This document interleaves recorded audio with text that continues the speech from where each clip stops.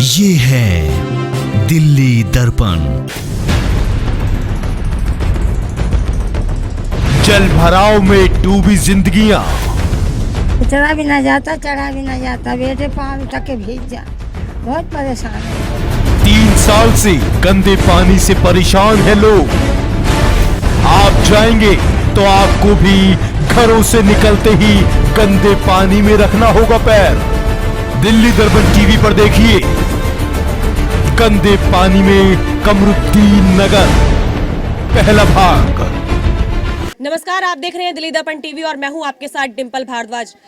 एक तरफ प्रधानमंत्री नरेंद्र मोदी ने पूरे देश भर में स्वच्छ भारत अभियान जैसी एक बड़ी मुहिम को चला रखा है, लेकिन वहीं दूसरी ओर अगर देखा जाए तो इस मुहिम का कितना असर है ये देखने वाली बात है। इस वक्त हम मौजूद हैं दिल्ली के कमरुद्दीन नगर में, जहां पर आप देख सकते हैं यहाँ के हालात कितने बद से बदतर हो चुके हैं। लोग यहाँ इतनी गंदगी में रहने को मजबूर है। जहाँ आप जिस तरफ नजर डालेंगे, जिस और नजर डालेंगे, वहां आपको इस तरह से गंदगी और सिर्फ गंदगी का ही भरमार दिखेगी। हर जगह पानी भरा हुआ है, पानी से लोग इतने बेहाल है कि यहाँ घर से निकलने तक के लिए इनके पास जगह नहीं है। बच्चे बीमार हो गए हैं, बच्चों को चर्म रोग जैसी बीमारियां हो रही हैं। यहाँ पे कुछ लोग मौजूद हैं, उनसे जानते हैं कि उनको किस तरह की परेशानियों की, यहाँ पे दिक्कतों का सामना करना पड़ा है। तो यहाँ पे कुछ लोग हैं, उनसे जानते हैं। सर, आपका नाम?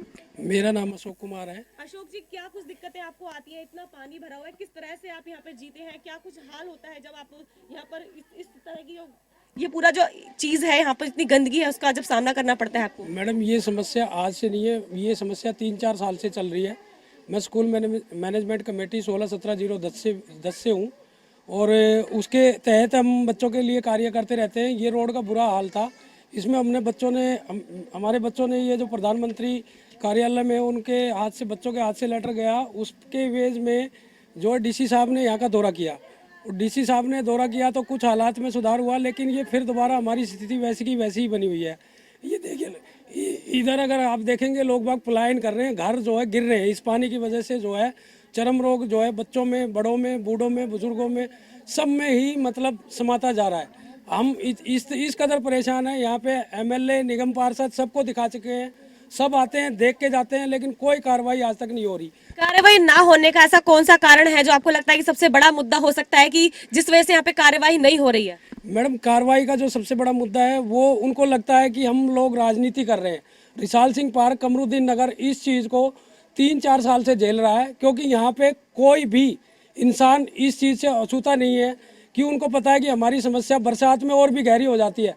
आप अगर इस तरफ देखेंगे, ये मकान बरसात में गिरा था, इसको रात में एमसीडी को हमें शिकायत करने के बावजूद यहाँ कोई पानी निकासी निकालने के लिए नहीं आया, जिसके लिए हमने एमसीडी इंचार्ज, उनके इंस्पेक्टर सबको ये रिपोर्ट कर चुके हैं। इंस्पेक्टर साहब आते हैं, उनकी जो भी रिपोर्ट हमारी पीजीएम में मैंने डाली, स्वच्छता ऐप जो अब स्टार्ट हुई उसमें हमने डाली। सीएम साहब के दरबार में हम गए तो उन्होंने कहा जी ये एरिया जो है एमसीडी के अंडर आता है, वो काम करेंगे। वो एमसीडी पर थोप देते हैं और एमसीडी वाले इन पर थोप देते हैं। हम एमएलए साहब को भी ये लिखित में दे चुके हैं और निगम पार्षद जी जो हमारे अभी बने हैं उनको एक बार हम ये हालात दिखाए, उसके बाद उन्होंने कभी आगे नहीं देखा।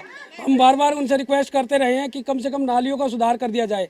अगर एरिया अनऑथराइज है, उनको लगता है अनऑथराइज है, तो उन्होंने कहा जी एरिया डिस्प्ले नहीं हो रहा।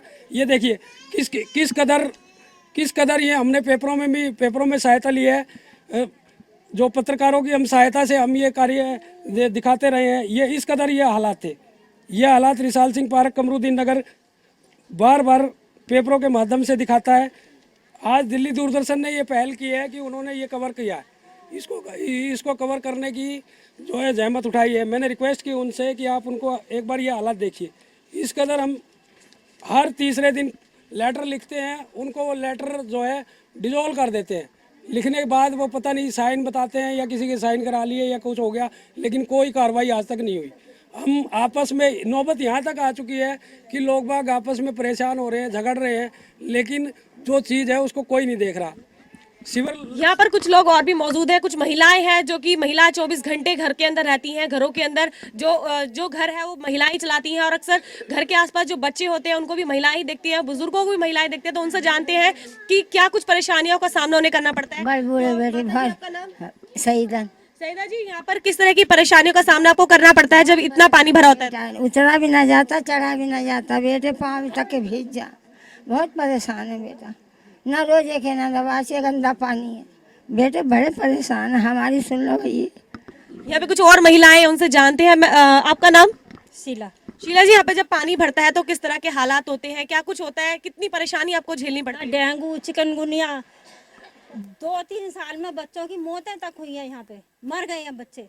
और अब की तो सर्दियों में भी बुखार, यहाँ पे कोई घर ऐसा नहीं बचा जहाँ पे बीमार बच्चे, बड़े बीमार ना हुए हों।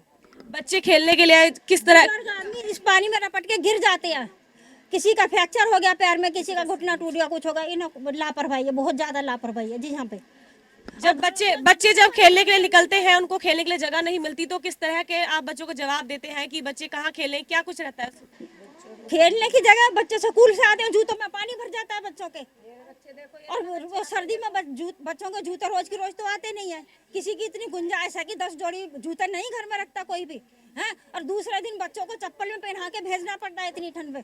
बच्चे पूरी सर्दी ठंड में चप्पलों में गए हैं, जूतों में पानी भर जाता है। तो कुछ और महिलाएं यहाँ पर मौजूद है, उनसे जानते हैं कि उनका इस बारे में क्या कहना है। क्या कहना है? मैं आपका क्या नाम है? हमारे दोनों लड़का मकान टूट गया, इस पानी की वजह से घर में पानी भर गया, दोनों लड़का निकल के चले गए और किराए पर रह रहे हैं। 5-6 साल हो गए, ये पानी की कोई समाधान नहीं हो रहा है। क्या कुछ कहना चाहते हैं आप सरकार से? क्या मांगे हैं आपकी इस जो गंदगी को लेकर? ये गंदगी तो यहाँ से साफ हो।